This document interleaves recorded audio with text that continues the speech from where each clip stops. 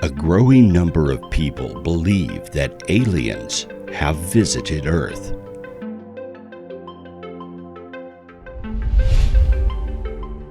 Some believe they have been here a very long time.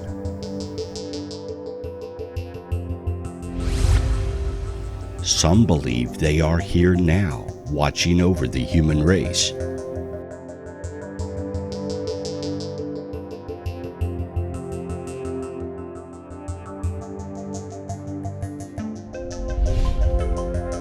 And some believe they know the agendas of the aliens, why they are here, and what they want.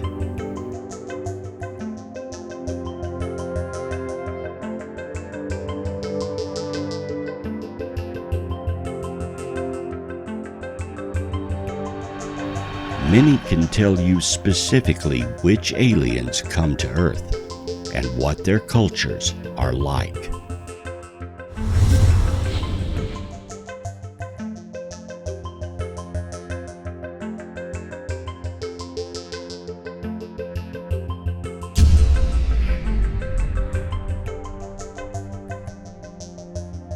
The alien abduction and contactee movement began in the 1950s with various people who claimed they had seen aliens, been taken for rides on their spacecraft, and even had telepathic contact with numerous races.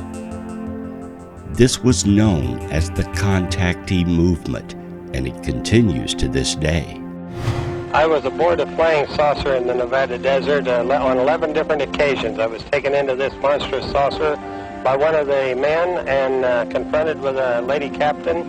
Beautiful complexion, beautiful appearing woman, and they're peaceful people. They mean no harm to us. They come down here to investigate what's going on Earth, and they certainly convinced me that they're peaceful, and they come from another planet they call Clarion. They told me there was life on Mars and that there were life on other planets as well, and all planets except Earth had interplanetary means of travel. I have made telepathic contact for the past 8 years with many space people from many areas of space, both inside and outside of the solar system. They told me that language is no barrier to them anywhere. They could speak any language. I seem to become one with the entire universe. Everything in the universe seemed to be contracted down to one small dot. However, the first reported abduction that didn't follow the contactee scenario occurred in September of 1961. The Betty and Barney Hill case would prove to be the most disturbing case of alien abduction that continues to enthrall UFO believers. To this day, it cannot be explained. The incident came to be called the Hill abduction and the Zeta Reticuli incident because the couple stated that they had been kidnapped by aliens who claimed to be from the Zeta Reticuli system. Their story was adapted into the best-selling 1966 book, The Interrupted Journey, and the 1975 television movie, The UFO Incident. In September of 2016, plans were announced to make a film based on the events with an unknown release date. Most of Betty Hill's notes, tapes, and other items have been placed in the permanent collection at the University of New Hampshire, her alma mater. In July 2011, the State Division of Historical Resources marked the site of the alleged craft's first approach with a historical marker. According to a variety of reports given by the Hills, the alleged UFO sighting happened on September the 19th of 1961, around 10:30 p.m. The Hills were driving back to Portsmouth from a vacation in Niagara Falls and Montreal. Just south of Lancaster, New Hampshire, Betty claimed to have observed a bright point of light in the sky that moved from below the moon and the planet Jupiter upward to the west of the moon. While Barney navigated U.S. Route 3, Betty reasoned that she was observing a falling star, only it moved upward. Since it moved erratically and grew bigger and brighter, Betty urged Barney to stop the car for a closer look, as well as to walk their dog, Delcy. Barney stopped at a scenic picnic area just south of Twin Mountain. Betty looked through binoculars, observed an odd-shaped craft flashing multicolored lights travel across the face of the moon. Because her sister had several years earlier said she saw a flying saucer, Betty thought it might be what she was observing.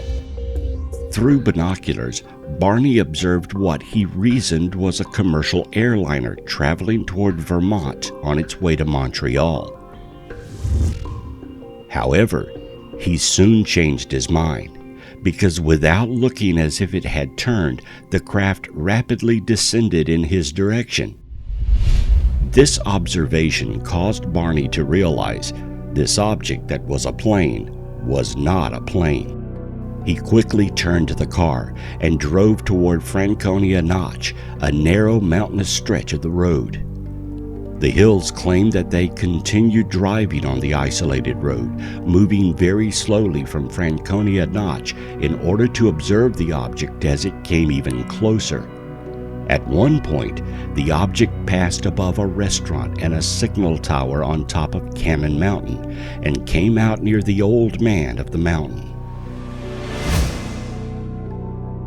Betty testified that it was at least 1.5 times the length of the granite cliff profile, which was 40 feet long, and that it seemed to be rotating.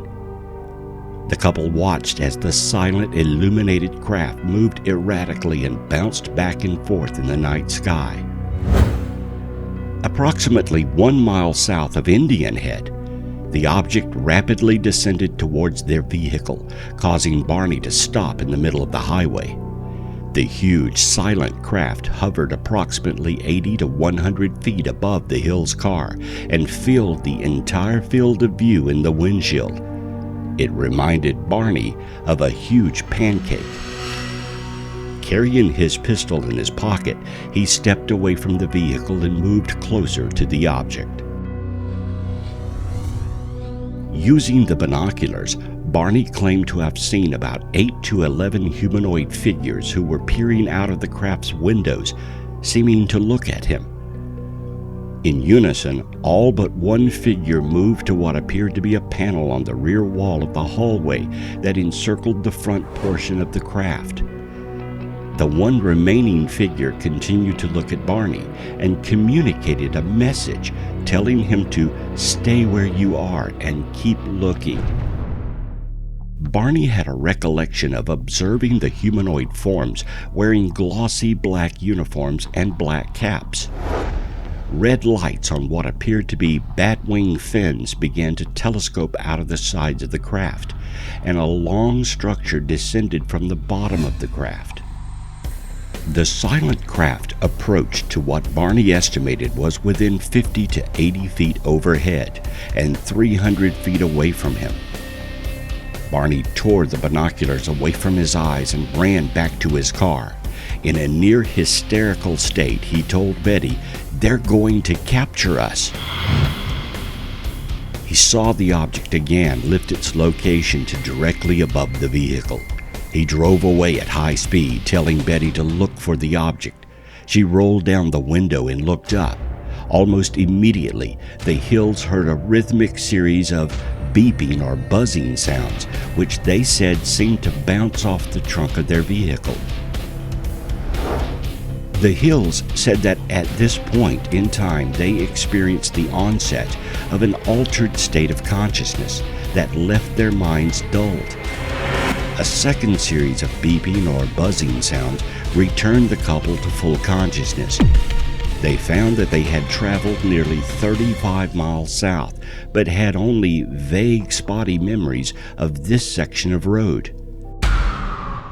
They recalled making a sudden, unplanned turn, encountering a roadblock, and observing a fiery orb in the road. Arriving home at about dawn, the Hills assert that they had some odd sensations and impulses that they could not readily explain. Betty insisted their luggage be kept near the back door rather than in the main part of the house. Their watches would never run again. Barney said that the leather strap for the binoculars was torn, though he could not recall it tearing. The toes of his best dress shoes were scraped. Barney says he was compelled to examine his genitalia in the bathroom, though he found nothing unusual. They took long showers to remove possible contamination, and each drew a picture of what they had observed. Perplexed, the Hills said they tried to reconstruct the chronology of events as they witnessed the UFO and drove home. But immediately after they heard the buzzing sounds, their memories became incomplete and fragmented. After sleeping for a few hours, Betty awoke and placed the shoes and clothing she had worn during the drive into her closet, observing that the dress was torn at the hem, zipper, and lining. Later, when she retrieved the items from her closet, she noted a pinkish powder on her dress. She hung the dress on her clothesline, and the pink powder blew away, but the dress was irreparably damaged. She threw it away, but then changed her mind, retrieving the dress and hanging it in her closet. Over the years, 5 laboratories have conducted chemical and forensic analysis on this dress. There were shiny concentric circles on the car's trunk that had not been there the previous day. Betty and Barney experimented with a compass, noting that when they moved it close to the spots, the needle would whirl rapidly. But when they moved it a few inches away from the shiny spots, it would drop down. After their ordeal, they were referred to Benjamin Simon of Boston, who would hypnotize them both. The full story of their abduction was revealed through those sessions, and this case has become the premier UFO abduction case of all time. This would be the first reported abduction that involved medical examinations, where skin samples were taken. Betty had a pregnancy test that didn't exist at that time in our medical science.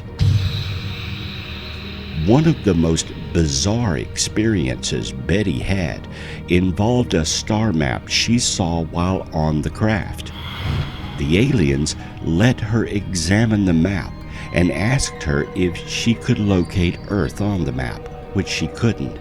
But later, under hypnosis, she was able to draw the map in detail. At that time, Earth science had never charted the stars in the map. But by 1969, a new astronomy book was released that included the stars in Betty's map.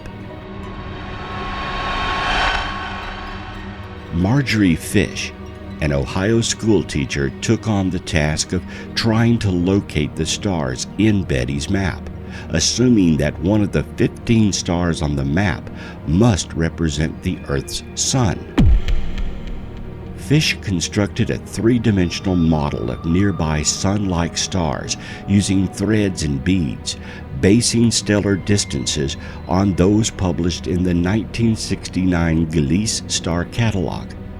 Studying thousands of vantage points over several years, the only one that matched the Hill map was from the viewpoint of the double star system of Zeta Reticuli. The Betty and Barney Hill case has been debated for decades with no absolute conclusions. Some say they imagined the incident, while others point out the astronomical chance that Betty could describe a star cluster that turned out to be accurate. There's also the chemical analysis of her dress, which was inconclusive. To this day, the Betty and Barney Hill incident stands as the first recorded encounter with what may have been a race of aliens called the Greys. Though the Greys do appear in earlier accounts, the Hill case is the most prominent.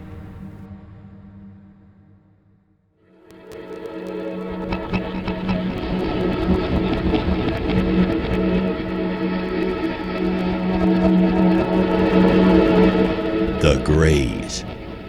Possibly the most well-known of all the various aliens known to man, may have been around for a very long time. Often described as emotionless and servants to other races of aliens, gray aliens are extraterrestrial beings whose existence is discussed in ufological, paranormal, and New Age communities, and who are named for their unique skin color. 43% of all reported alien encounters in the United States describe gray aliens. Such claims vary in every respect, including their nature, origins, such as extraterrestrial, interdimensional, time travelers, or machines, their moral dispositions, intentions, and physical appearances. A composite description derived from overlap in claims would have grays as small-bodied beings with smooth gray-colored skin, enlarged hairless heads, and large black eyes.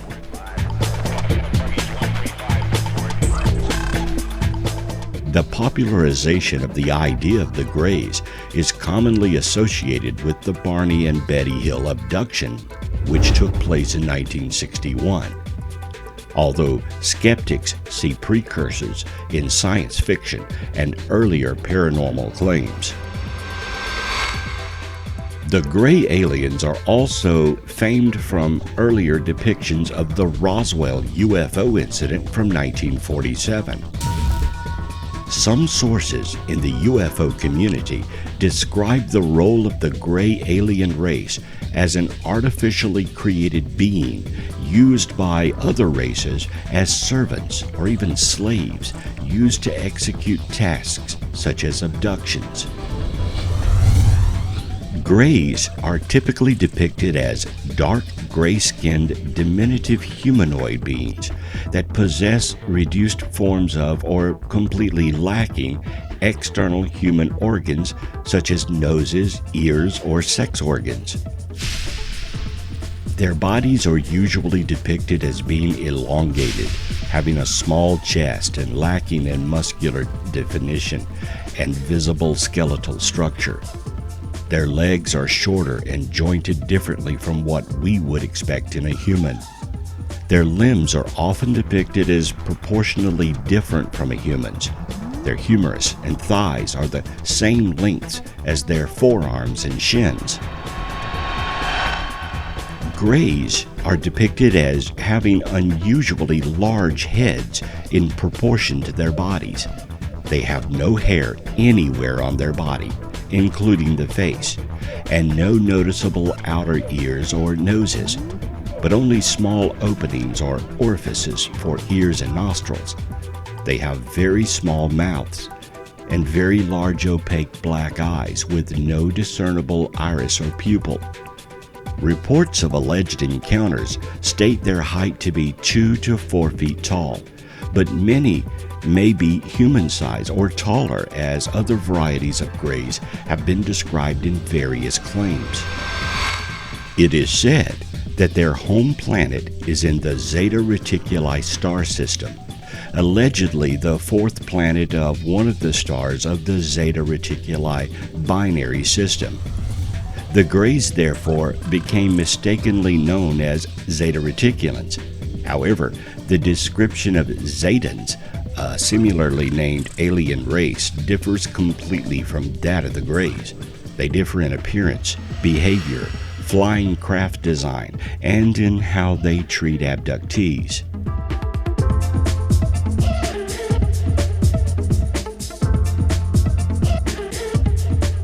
The Greys appear as the benevolent aliens in the 1977 movie Close Encounters of the Third Kind.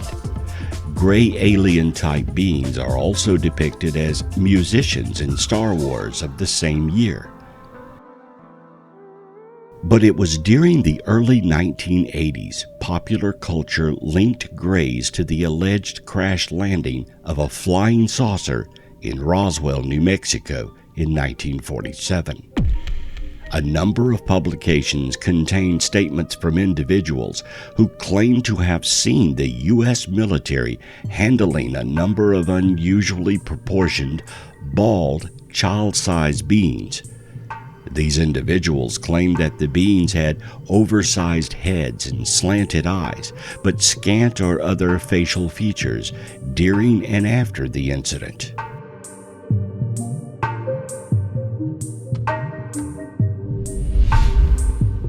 In 1987, popular novelist Whitney Strieber published the book Communion, in which he describes a number of close encounters he alleges to have experienced with grays and other extraterrestrial beings. The book became a New York Times bestseller, and New Line Cinema released a film adaptation starring Christopher Walken in 1989. Grays are commonly included in alien abduction claims. Among reports of supposed alien encounters, grays make up approximately 50% in Australia, 43% in the United States, 90% in Canada, 67% in Brazil, 20% in continental Europe, and around 12% in the United Kingdom. These reports include two distinct groups of grays that differ in height. Abductees say that they recognize the leader of their abductors by its demeanor.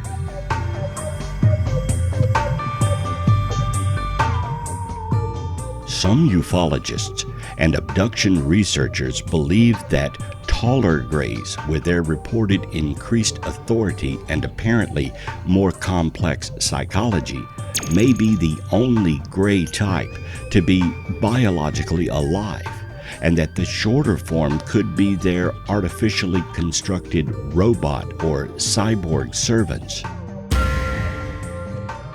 Some alien abduction reports have depicted variant skin colors such as blue gray, green gray, or purple gray, and sometimes not gray at all. The skin is typically described as being extremely smooth, almost as if of an artificial material like rubber or plastic.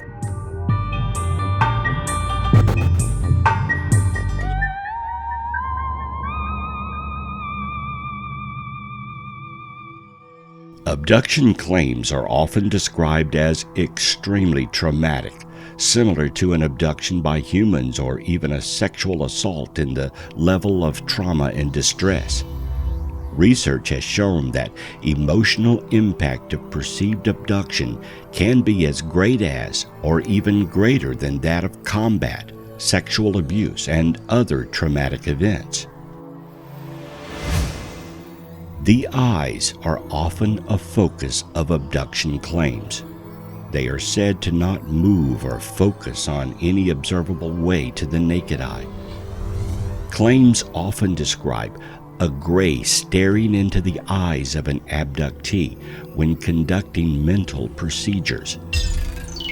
This staring is claimed to induce hallucinogenic states or directly provoke different emotions.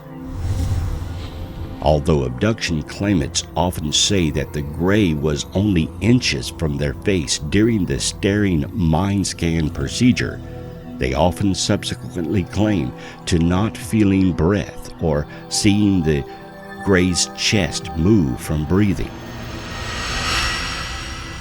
Some conspiracy theorists believe that grays represent part of a government-led disinformation or plausible deniability campaign, or that they are a product of government mind control experiments.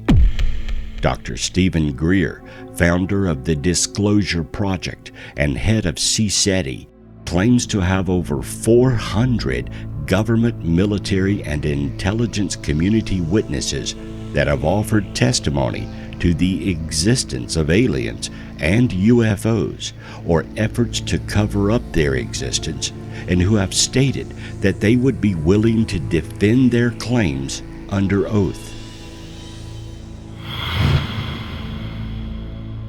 No matter what the Greys are or where they come from, a growing number of people insist they do exist and that they have had personal encounters with them. Many of these encounters are said to be very unpleasant. However, a few abductees describe the encounters as very pleasant, or at least not scary. The alien abduction phenomenon continues to this day, with new reports received yearly, mostly by sane individuals that have no desire to have their experience made public, nor are they seeking any kind of fame from it. Most are simply seeking answers to perplexing incidents in their lives where they believe they have been taken by aliens.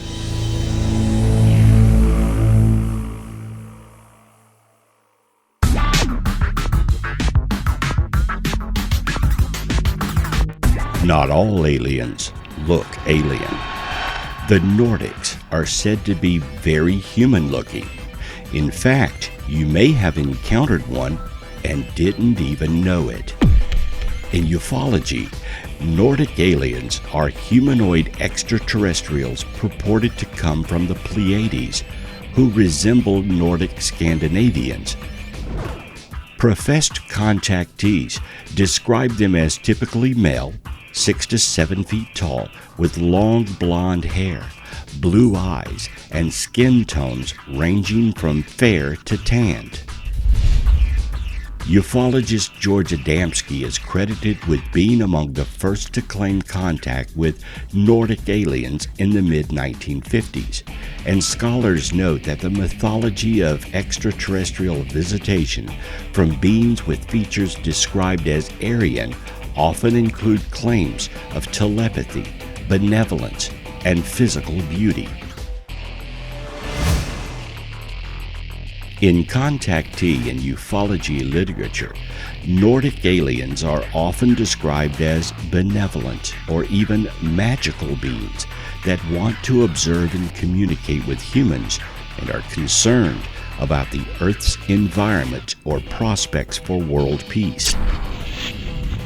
Believers also ascribe telepathic powers to Nordic aliens and describe them as paternal, watching, smiling, affectionate, and youthful. Kelly Romano observes that white extraterrestrials are those that are most revered among claimants compared to other beings like the Greys, and argues that claimants may use their stories about extraterrestrials as a means of articulating racially based fears. During the 1950s, many contactees, especially those in Europe, claimed encounters with beings fitting this description. Such claims became relatively less common in subsequent decades as the gray aliens supplemented the Nordic in most alleged accounts of extraterrestrial encounters. In 1975, Travis Walton was abducted in Snowflake, Arizona, and described both gray aliens and Nordics on board the ship. When the Nordic came to his assistance, he thought he was being rescued because the Nordic looked so human. So he went with them, only to be sedated by them later because he was so agitated. Billy Meyer is a Swiss citizen who is the source of many photographs of alleged unidentified flying objects, which he presents in support of his claim that he is in contact with extraterrestrial beings. Meyer has claimed contact with many Nordic females since 1942 and has started a religion based on their teachings. Along with the Nordics, there are star people, also known as star seeds, and sometimes indigo children, in a New Age belief and fringe theory. Introduced by Brad Steiger in his 1976 book, Gods of Aquarius, it argues that certain people originated as extraterrestrials and arrived on Earth through birth or as a walk-in in an existing human body. It is a variant in the belief in alien-human hybrids. There are many different beliefs as to the origins of star people or star seeds, although the term star people was taken from an existing Native American spiritual concept. Steiger described star people in his 1976 book on contactees as humans who come from a special gene pool linked to visits by extraterrestrials. They claim to come into human life forms and suffer helplessness and total amnesia concerning their identity, origins, and life purpose. The awakening process claimed to be experienced is described as either a gradual series of realizations over time or an abrupt and dramatic awakening of consciousness.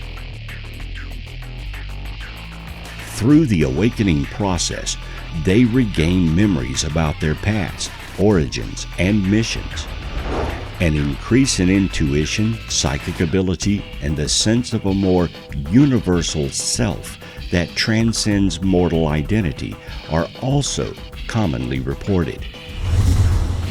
Some claim communication via telepathy with unearthly beings, either physical or non-physical. Some believe that life exists on other planets. Most believe they have lived on other planets. And many recount experiences they claim are memories of life on other worlds.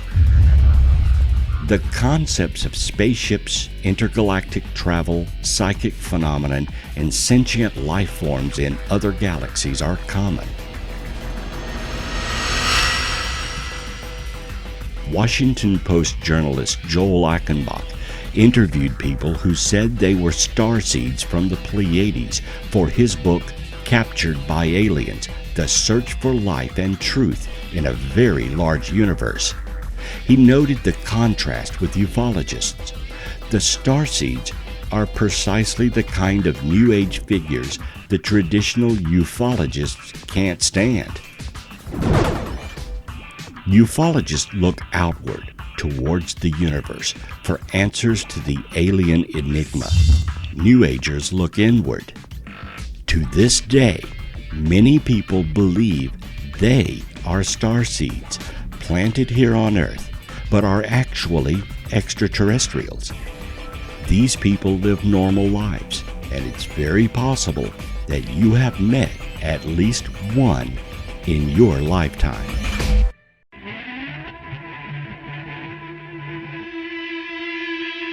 One of the most terrifying alien species said to exist is more reptile than man.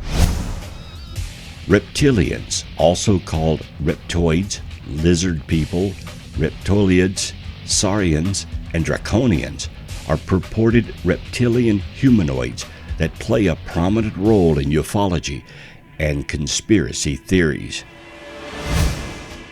The idea of reptilians was popularized by David Icke, a conspiracy theorist who claims shape-shifting reptilian aliens control Earth by taking on human form and gaining political power to manipulate human societies.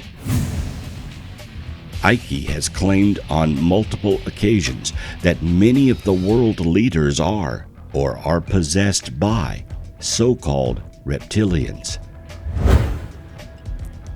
Alien abduction narratives sometimes allege contact with reptilian creatures.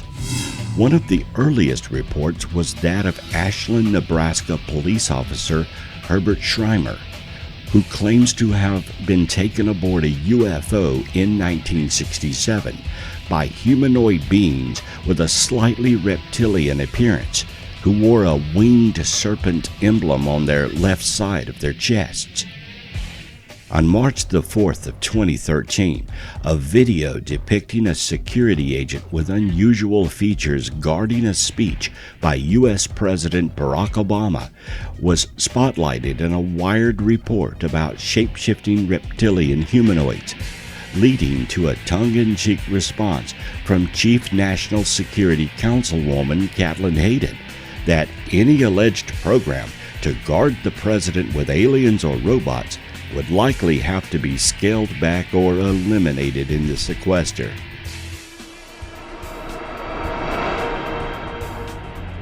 In 1982, Dale A. Russell, then curator of vertebrate fossils at the National Museum of Canada in Ottawa, conjectured a possible evolutionary path for Styracosaurus. If it had not perished in the Cretaceous extinction event 65 million years ago, suggesting that it could have evolved into intelligent beings similar in body plans to humans.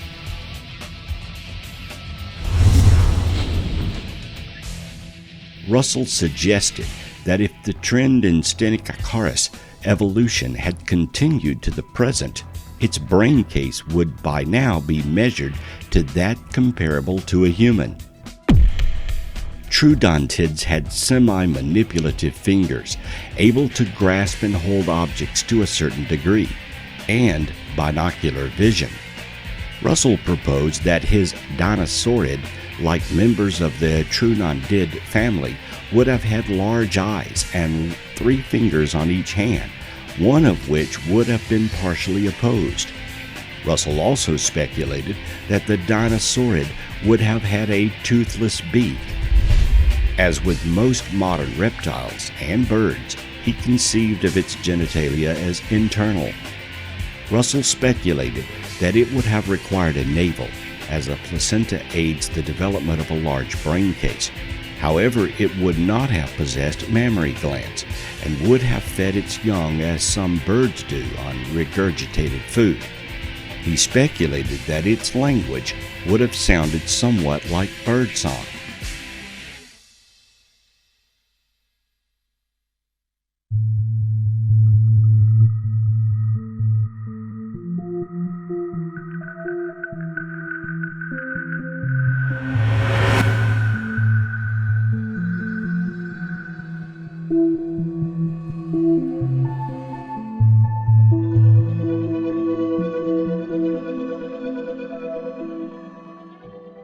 In popular culture and UFO conspiracy theories, men in black are supposed men dressed in black suits who claim to be government agents who harass or threaten UFO witnesses to keep them quiet about what they have seen.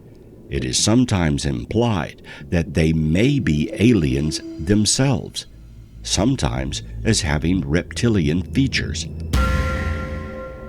The term is also frequently used to describe mysterious men working for unknown organizations, as well as various branches of government allegedly designed to protect secrets or perform other strange activities.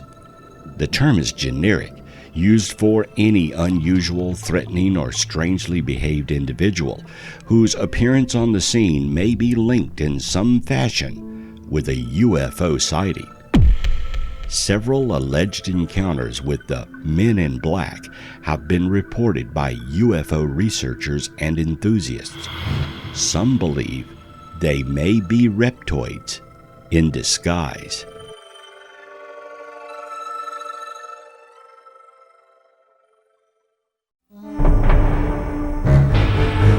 Aliens are not just a present phenomenon. Many believe that we have had visitors from space for all of our existence as mankind.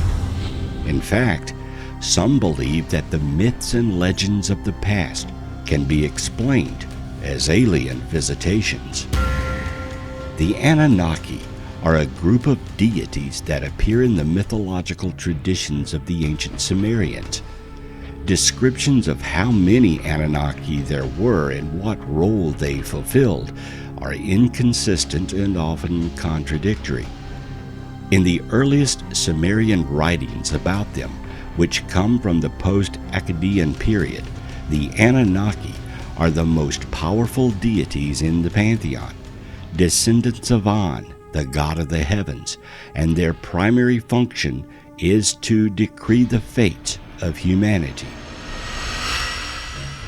In his 1976 book, The 12th Planet, Russian-American author Zecharia Sitchin claimed that the Anunnaki were actually a race of extraterrestrial beings from the undiscovered planet of Nibiru, who came to Earth about 50,000 years ago in order to mine gold.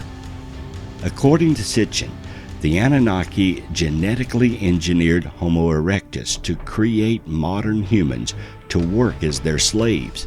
Sitchin claimed that the Anunnaki were forced to leave Earth when Antarctic glaciers melted, causing the flood of Noah, which also destroyed the Anunnaki's bases on Earth. These had to be rebuilt, and the Nephilim needed more humans to help in this massive effort, taught them agriculture, according to Sitchin.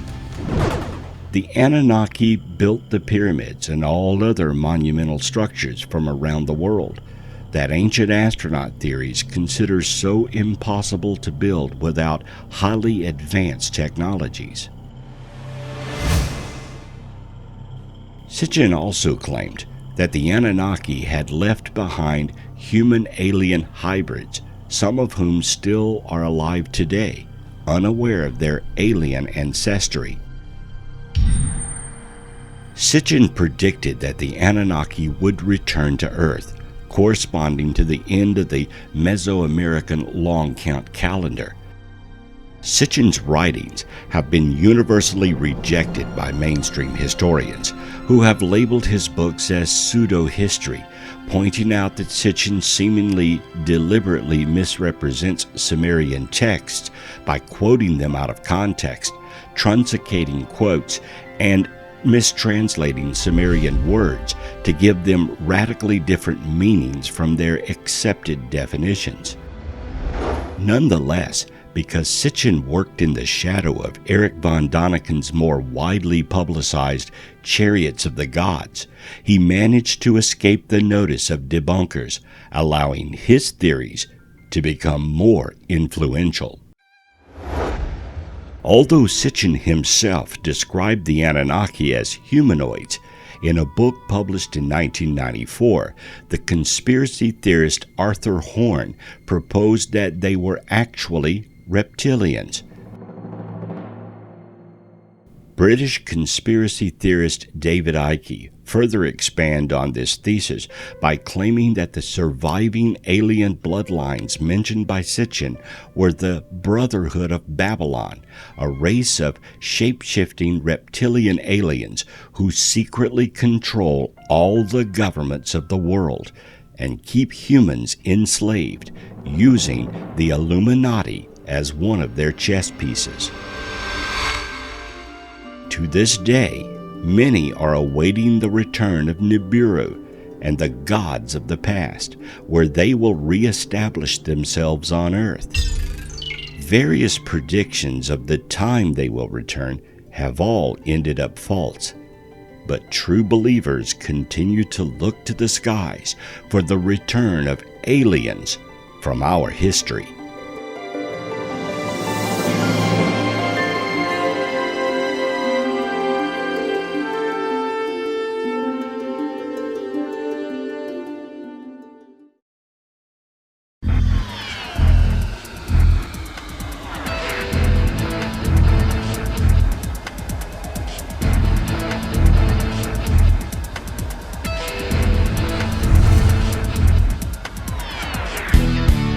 Not all aliens are gods or evil.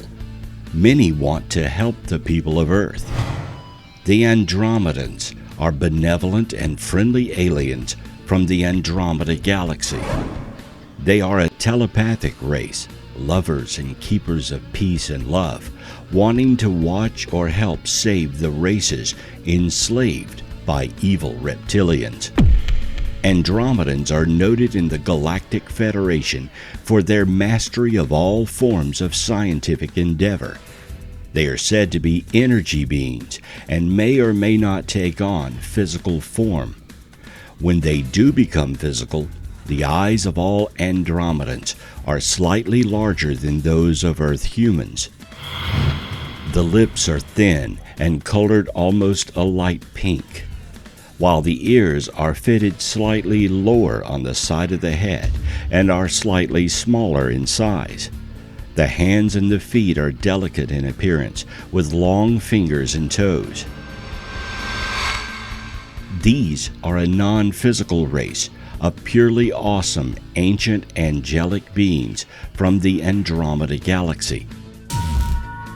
They ultimately are the spiritual force behind the Ashtar Command, and are the leaders behind the Pleiadians and our whole human branch of evolution. They are the oldest race in the galaxy, and are said to be concerned about the future of the human race.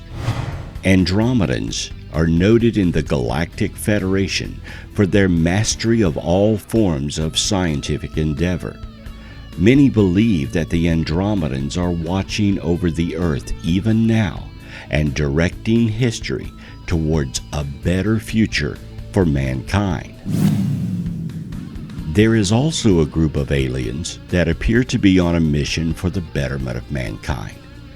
Space Brothers are usually distinguished from other commonly referenced extraterrestrials, such as the Greys and Reptilians, by being human in appearance, by their wisdom, and by their apparently benevolent purpose. They are usually depicted as Pleiadian aliens, the third major type of aliens reported by contactees, besides Greys or reptiles. They usually claim to be contacting humans to convey a message of peace, environmental responsibility, or to tout an alternate, often anti-materialistic philosophy.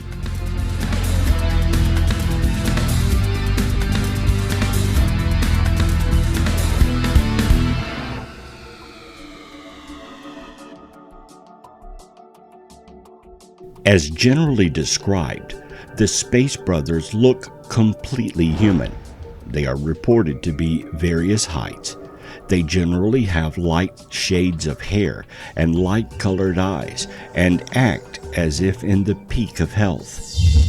They are able to speak all Earth languages or communicate only via telepathy and don't use spoken language of any kind.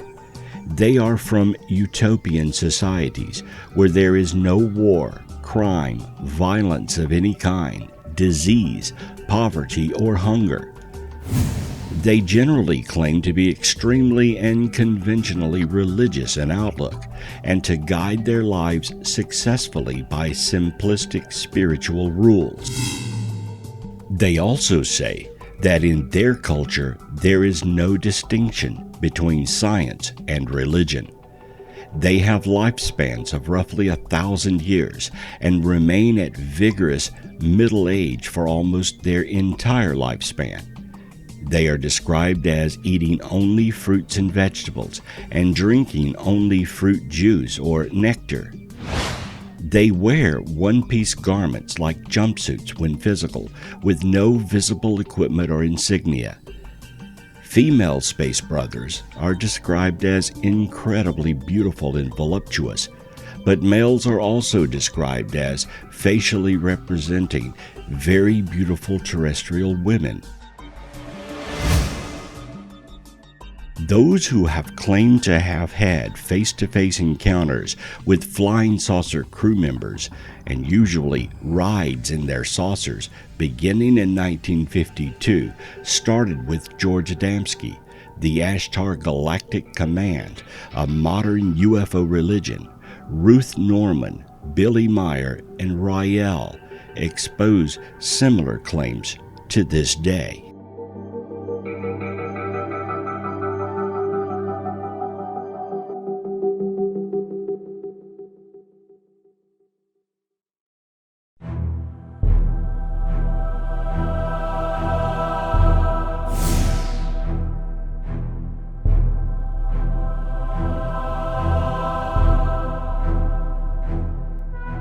There is yet another race of aliens visiting Earth, and their appearance is often disturbing. Mantis, or insectoid-appearing beings, have led the abductee experiencer phenomenon from the beginning of our modern-day awareness of it. They appear to be at the higher, if not the highest end of the extraterrestrial hierarchy, since they are most always described as overseeing or have a supervisory role in the abduction procedure process. This is the case whether it is a medical procedure or human-ET hybrid interaction. This takes place during situations involving baby or child presentations, all the way to sexual instruction, interaction, and possible telepathic absorption of emotions and sensations. In many such encounters, there is normally a mantis or insectoid being directing and observing the greys, other beings, and people involved. These beings have long, narrow faces with long, narrow, large eyes, sharply slanted upward and outward in an almost narrow V position, giving an insect-like appearance. This comparison is heightened by the praying mantis types, extremely thin, long torsos, long, extremely thin arms, which are usually crooked into a sharp bent at the mid-joint, and the hand and fingers sloping almost vertically downward from the wrist, and legs also bent at an almost right angle at the mid-joint, creating a crouched pose. The overall effect is the characteristic praying mantis look. It should be noted that experiencers feel that this type is no insect, but rather an intelligent, gentle-spirited, and jerky-moving, human-like life form. There are both males and females. Both have black, brown, and even green skin, and are often seen wearing a cloak-type clothing.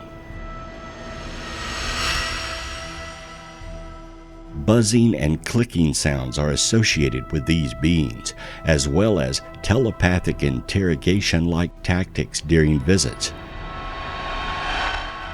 The telepathic interrogation can be just as intense as seeing a hologram of Earth and watching our planet be destroyed.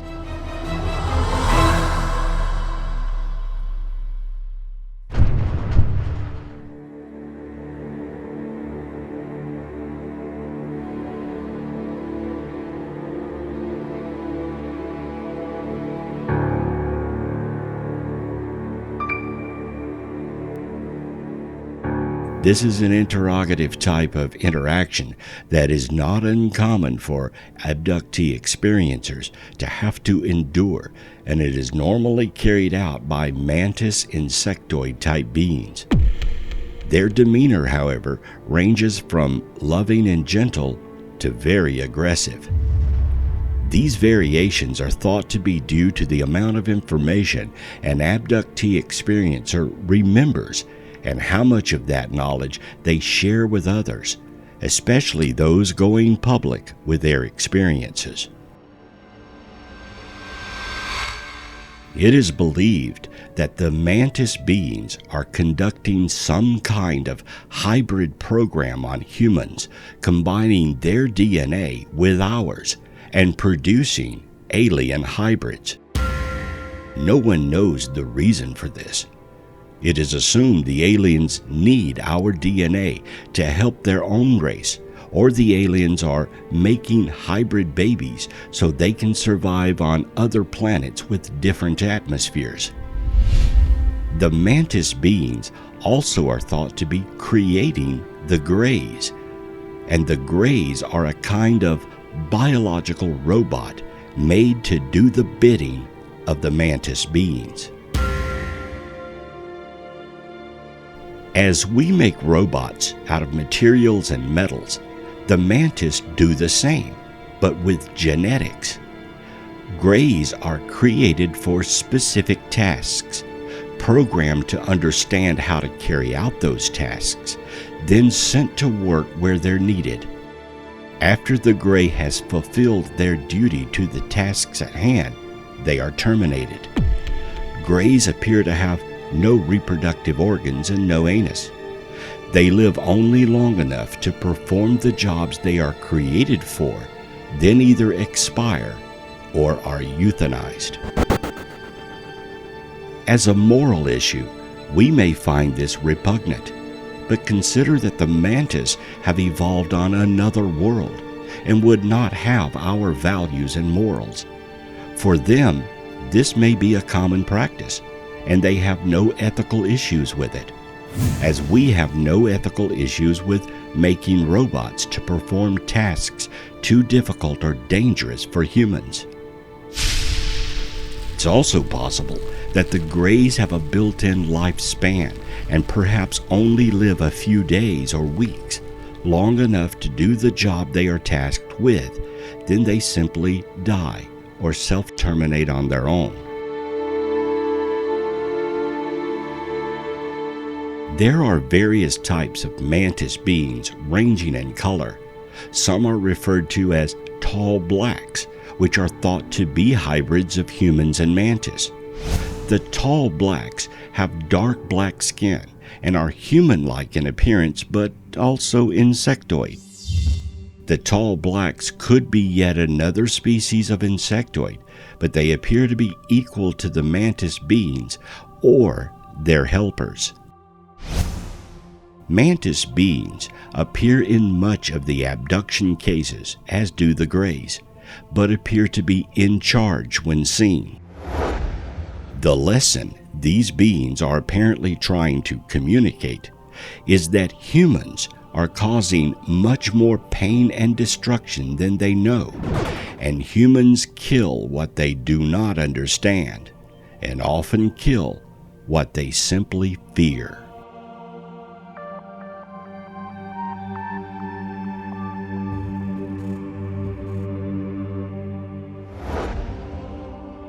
If aliens do come to Earth, it would be as researchers, biologists, anthropologists, linguists, keen to understand the particular workings of life on Earth, to meet humanity and learn of our art, music, culture, languages, philosophies, and religions. For many of us, the thought of alien visitations began with movies like Close Encounters of the Third Kind that had us scanning the night skies with a hopeful sense of expectation. Lately, however, some have been shifting their gazes downward with a fearful sort of, "Nope, nothing here to look at, keep flying by" attitude. However, we should not be afraid to look skyward in anticipation that we may be visited. No matter what they look like or their intentions, it is still a huge discovery to know that we are not alone, and someone out there finds us interesting enough to want to drop by. Perhaps when aliens are fully known and we have accepted their existence, our own culture will become one of many whom other races will wonder if we are visiting them.